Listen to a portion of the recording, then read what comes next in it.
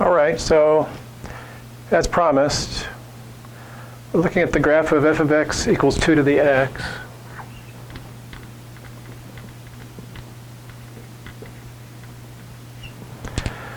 From our grain of rice example, we have some values of the function. So f of 0 is 1, f of 1 is 2, 4, 8, 16, 32.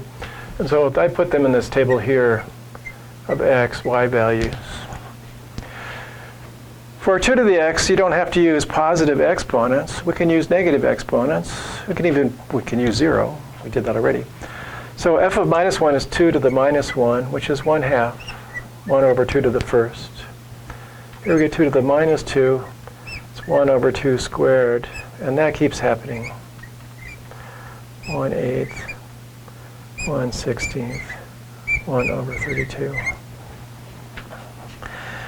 And then we could even have fractional exponents. 2, that's 2 to the 1/2. That's the square root of 2. So I'll put some of these up on the table. 1/2, 1/4, 1/8, 1/16, 1/32. And then we're going to plot these points and just see what pattern develops. So I didn't label this. I guess I'll have to do that. 1, 2, 3, 4, 5. That we notice all the 2 to the x values, they're always going to be non-negative. You raise 2 to a power, you can't get a negative number. Fine. And let's just plot these then. So 0, 0, 1. It's about there. 1, 2, 2, 4, 3, 8, 4, 16, 5, 32, maybe like that. And then for minus 1, we get a half, and then a quarter, then an eighth, then a 16th, then a 32nd. Well, we'll connect those up.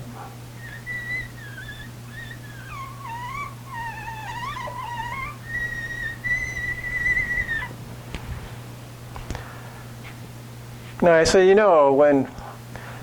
I was to do f of 63, it's this giant number. So this just gets steeper and steeper as x gets larger and larger. Interesting looking graph. It has some features that we might not have seen before. The graph gets really close to the x-axis when x is a negative number. So we'll say this is what they call an asymptote.